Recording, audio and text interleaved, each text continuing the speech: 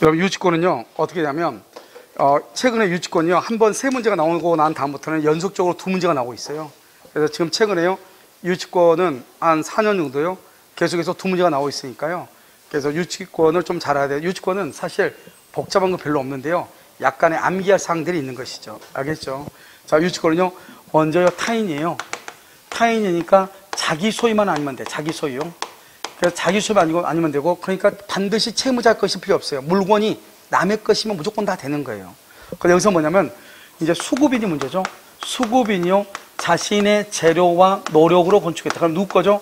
수급인 거죠. 그래서 유치권 안 돼요. 그런데 이것을요 도급인 소유로 하기로 했죠. 도급인 소유. 그러면 뭐가 된다? 유치권이 되는 거예요. 도급인 것으로 하기로 했으면 유치권이 된다, 이런 말이에요. 그 다음에 그냥 수급인의 공사대금 나오죠. 수급인의 공사대금, 그럼 무조건 이건 유치권이 돼요. 알겠죠? 그 다음에 타인이에요 물건이나 유가증권이죠. 이때 물건은 동산, 부동산을 불문하는 거예요. 특히 그런데 부동산의 경우는 뭐를 하잖아요? 등기를 하지 않아도 돼요. 왜요? 법정 담보물건이니까요. 그래서 등기를 하지 않으니까 어떤 문제가 발생하냐? 경매할 때 말소 기준 권리 이하의 권리는 소멸하는데, 경매할 때 소멸한다 안 한다? 경매할 때 언제나 인수되죠. 그걸 인수주의라고 얘기하는 거예요. 알겠죠? 두 번째요, 우리가 등기를 하지 않으니까 우선 변제권, 순서를 논할 수가 있어 없어? 없죠. 그래서 우선 변제권이라는 게 없는 거예요. 등기를 하지 않으니까요. 그 다음에 유가증권이죠. 유가증권은 뭐를 하잖아요? 배설을 하잖아요. 배설. 여기서 또 한 가지 중요한 것은 물건은 뭐냐? 물건을 지배할 수 있는 권리인데요, 여기 보면 유가증권이라는 것도 물건의 객체가 되죠. 그래서 우리가 뭐라고 한다? 물건의 객체는 물건에 한한다 그러면 안 돼. 물건의 객체는 물건에 한하는 것이 아니다. 알겠죠? 아니고 유가증권도 물건의 객체가 될 수 있다. 그러면 이 물건을 적법하게 점유해야 돼. 그래서 불법 점유가 되면 안 된다고 그랬죠? 그래서 불법 점유가 되면은 세 가지가 있는데, 유치권, 주의토지 통행권, 지역권의 시효 취득이 안 된다 이 말이죠. 그런데 적법하게 점유해야 되는데, 불법 점유는 어떤 것을 불법 점유냐? 임대차가 종료한 후 비용을 지출했다. 전세권이 종료한 후 비용을 지출했다. 그런 것은 유치권이 된다 안 된다? 안 된다, 이런 말이죠. 그 다음에 물건이나 유가증권으로부터 발생한 채권이요. 자, 여기서 이제 보면 발생한 채권, 물건으로부터 발생한 채권이기 때문에 임대인의 잘못으로 인한 손해배상, 손해배상은 유치권이 된다 안 된다? 안 돼. 왜? 사람에 대한 채권이니까 안 돼. 물건으로부터 발생해야 돼. 사람이니까 안 된다고.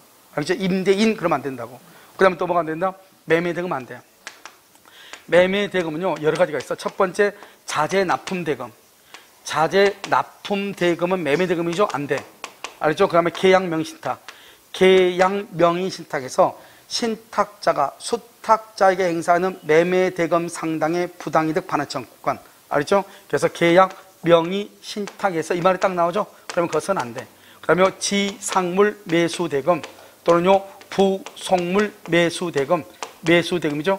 매수대금은 된다 안 된다? 안 돼. 유치권이 안 된다. 그 다음에 또 뭐가 있다? 권리금 보증금 안 돼. 권리금 안 되고요. 그 다음에 보증금 안 된다. 이 정도만 알면 돼요. 알겠죠? 발생한 채권이다. 이 발생한 채권에서 변제기가 있어요. 변제기. 자, 변제기가 있어야 되니까 변제기에 이르지 않으면 안 돼요. 그래서 상환기간을 허여하죠. 허여하면은 돈 갚을 날짜를 연기해 주죠. 변제기에 이르지 않았죠. 그래서 유치권이 안 되는 거예요. 그래서 상환기간을 허여하면 유치권이 소멸하는 거예요. 그 다음에 또 한 가지는요, 유치권 배제 특약.